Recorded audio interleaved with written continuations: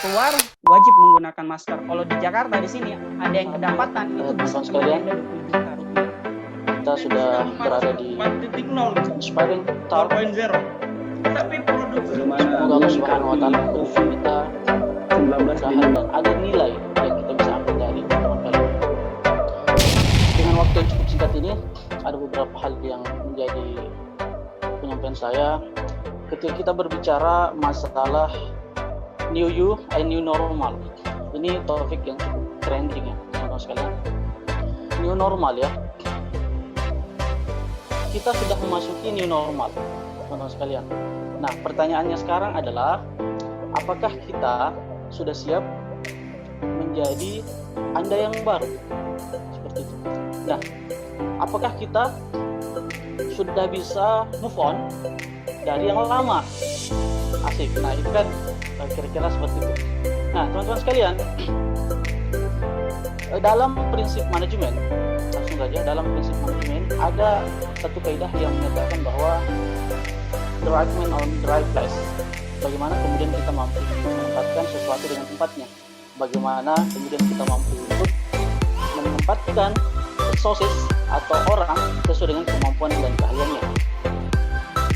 Kemudian dalam Islam pun kita diajarkan bahwa bagaimana kita memberikan amanah kepada seorang pemimpin sesuai dengan kemampuan dan keahliannya. Ini riwayat Bukhari. Teman-teman sekalian, ada satu poin penting dari kedua hal ini, yaitu adalah relevansi. Nah, relevansi ini menarik teman-teman sekalian, karena ternyata salah satu yang membuat orang bisa survive adalah dia mampu untuk menyesuaikan diri dengan lingkungan atau kondisi yang dihadapi. Nah, itulah yang dimaksud dengan relevansi. Sehingga teman-teman sekalian, kita sebagai pemuda harus mempunyai kemampuan untuk membaca situasi dan kondisi. Nah, saya ingin sedikit memberikan sebuah gambaran dengan menggunakan pendekatan VUCA, volatility, uncertainty, complexity, dan ambiguity. Itu VUCA. Volatility, teman-teman sekalian. Volatility itu adalah kondisi di mana perubahan itu sangat cepat terjadi. Transformasi industri, teknologi, dan sebagainya sangat cepat terjadi.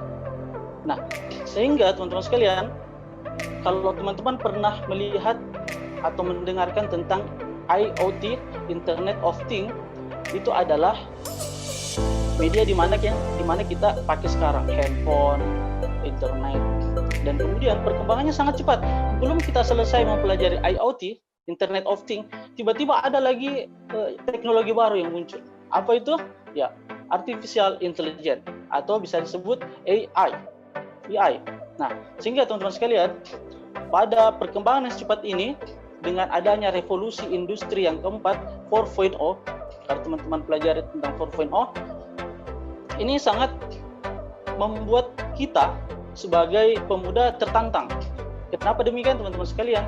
Ternyata ke era 4.0 ini menjadi pendekatan artificial intelligence atau kecerdasan buatan. Nah, kecerdasan buatan ini mampu diaplikasikan ke robot atau perusahaan-perusahaan menggunakan robot untuk menjadikan produksinya untuk lebih meningkat. Nah, teman-teman sekalian, karena kita bersaing dengan robot, maka walaupun pada ranah-ranah tertentu, perusahaan-perusahaan tertentu, pabrik-pabrik atau yang ada di luar negeri, seperti misalnya contoh Apple, salah satu brand handphone ternama, sudah mengganti 6.000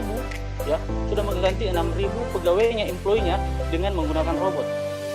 Untuk membuat mobil-mobil yang mereka buat, dan itu cuma sampai 80%, 20%-nya tinggal operator mereka saja. Nah, sehingga ini sangat menjadi tantangan bagi kita. Percepatan itu sangat cepat sekali, teman-teman sekalian. Nah, di tahun 2030 ini bisa dikatakan sekitar 8.000, kalau teman-teman biasa membaca informasi tentang teknologi, 8.000 perusahaan akan mengganti 80% employee-nya, tenaganya menjadi robot. Kenapa demikian? Kita harus mengakui hal itu, karena ternyata 250% persentase produktivitas ketika menggunakan robot. Ketika ada pimpinannya, dia caper, cari perhatian kan. Kemudian ketika sedikit-sedikit kerja, ya sudah lapar. Kemudian ketika dimarahi pimpinannya, baper dia. Nah, itu manusia, tapi tidak semua ya teman-teman sekalian. Sehingga ternyata robot ini mampu untuk membuat tingkat akurasi 80% dalam pengerjaan produksi. Nah, ini memang menjadi saingan. Nah, fenomena yang terbaru yang mungkin teman-teman sudah ketahui bahwa bonus demografi. Ternyata Indonesia mendapatkan bonus demografi di tahun 2020. Yaitu tingginya angka produktivitas, tingginya angka umur 15 tahun sampai umur 64 tahun yang ada di Indonesia. Sehingga ini menjadi tantangan bagi pemerintah untuk membuka lapangan pekerjaan dengan setinggi-tingginya. Nah, tapi di sisi lain, ini dua sudut pandang yang saling bertabrakan. Di satu sisi kita memiliki tenaga SDM yang banyak dan mampu untuk bekerja, namun di sisi lain kita masuk di era 4.0 yang sudah menggunakan kecerdasan buatan. Nah, kira-kira pemuda nanti akan bagaimana ya? Nanti sebentar kita coba untuk bahas. Nah, kemudian teman-teman sekalian pernah melihat virtual reality? Itu biasanya seperti kacamata kuda. Samsung, Apple sudah mengeluarkannya. Dia bisa memberikan 3 dimensi dalam game. Itu salah satu perkembangan dari dunia teknologi. Nah, kemudian yang terakhir adalah Bitcoin. Nah, Bitcoin ini adalah sistem transaksi virtual yang ada di internasional, teman-teman sekalian. Ini perkembangan sangat cepat. Nah, yang kedua, teman-teman sekalian, uncertainty, yaitu situasi ketidakpastian. Ternyata kita harus memahami bahwa situasi ini tidak pasti. 10 tahun yang lalu, teman-teman sekalian, perusahaan batu bara ini memiliki omset yang sangat besar. Tiba-tiba ada regulasi pemerintah, ada kebijakan pemerintah yang mengatakan bahwa tidak boleh mengekspor batu bara. Nah, ini menjadi sesuatu yang tidak pasti, regulasi dan lain sebagainya. Sehingga ya banyak perusahaan batu bara yang kemudian gulung tikar. COVID-19, teman-teman sekalian, pandemi ini kita tidak tahu ya. Banyak ilmuwan, banyak orang yang tidak tahu ya, tidak tahu bagaimana datangnya, bagaimana dampaknya yang sangat luar biasa. Semua orang kaget dengan hal ini, dan ini ketidakpastian. Yang ketiga, teman-teman sekalian, adalah complexity. Setiap masalah yang ada di Indonesia sangat-sangat kompleks. Anggaplah COVID-19, new normal. Banyak masalah-masalah yang akan muncul. Masalah yang muncul ini dipengaruhi bukan hanya satu aspek, tapi banyak aspek yang lain. Baik dari regulasi pemerintahan, baik dari luar negeri, bagaimana kekuatan global dan sebagainya, kita tidak tahu ini. Kompleksitas masalah yang terjadi. Ada lagi datang hoax. Hoax ini yang kemudian ya menghancurkan trust masyarakat terhadap dunia kesehatan. Sehingga sangat kompleks masalahnya. Sehingga perlu ya pemuda-pemuda seperti teman-teman sekalian untuk menyelesaikan masalah seperti ini. Kemudian yang terakhir adalah ambiguity. Saya ingin menjelaskan sedikit tentang ambiguity.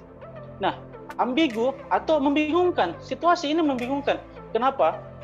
Saya berikan contoh. Company value perusahaan transportasi terbesar di Indonesia, Garuda Indonesia. Teman-teman tahu Garuda Indonesia salah satu brand pesawat yang sangat luar biasa. Mereka memiliki best value 12 triliun di tahun 2019.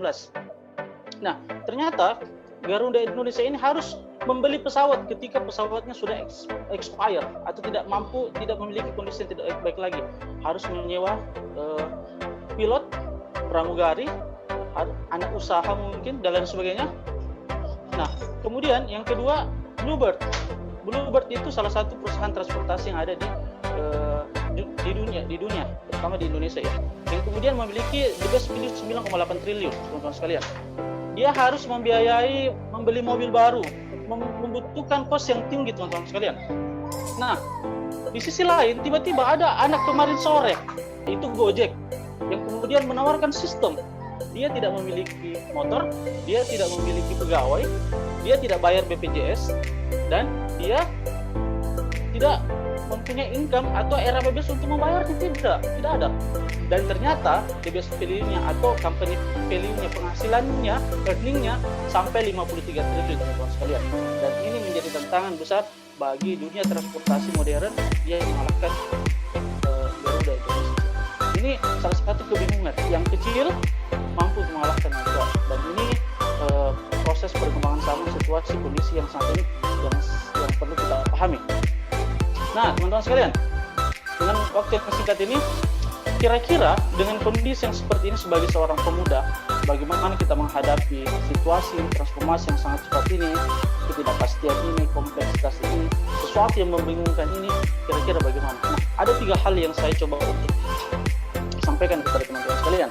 Yang pertama, sebagai seorang pemuda, kita harus memiliki fondasi. Dan ini kami diajarkan di Ikatan Remaja Cinta Masjid Bunga Roh. Salah satunya, walaupun itu hanya sebatas dasar-dasar fondasi saja, seperti fondasi akidah, ibadah, dan akhlak. Namanya remaja masjid, pasti selalu ke masjid. Sholat, ngaji, pertemuan, itu dasar-dasarnya. Sehingga kami kemudian, histori itulah yang membuat kami seperti ini.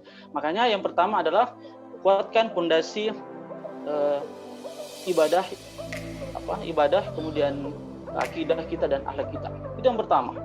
Kemudian yang kedua, teman-teman sekalian, dengan kondisi yang tidak menentu ini, kita harus memiliki kemampuan untuk belajar, ya.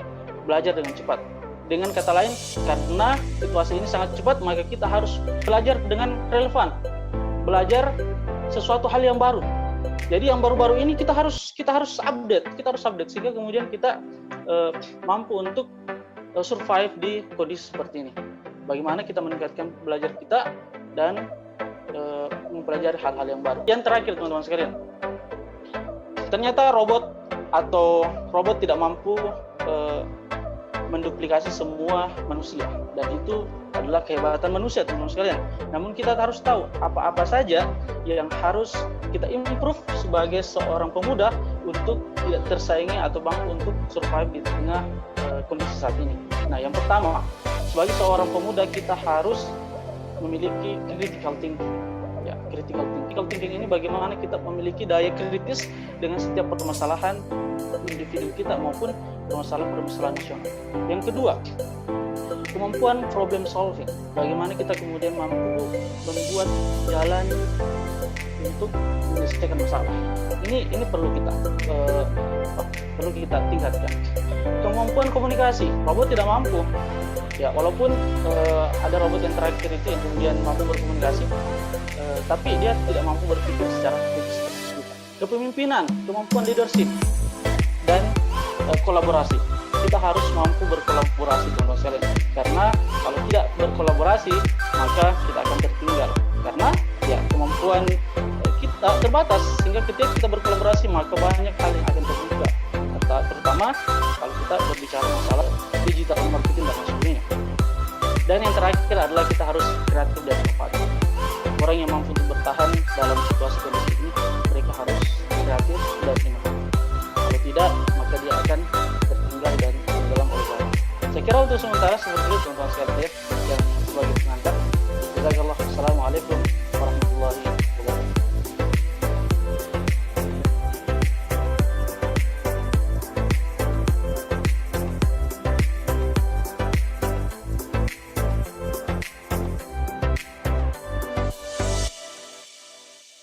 Pelajaran yang awalnya bertatap muka secara manual, menggunakan spidol dan papan tulis, mau tidak mau dialihkan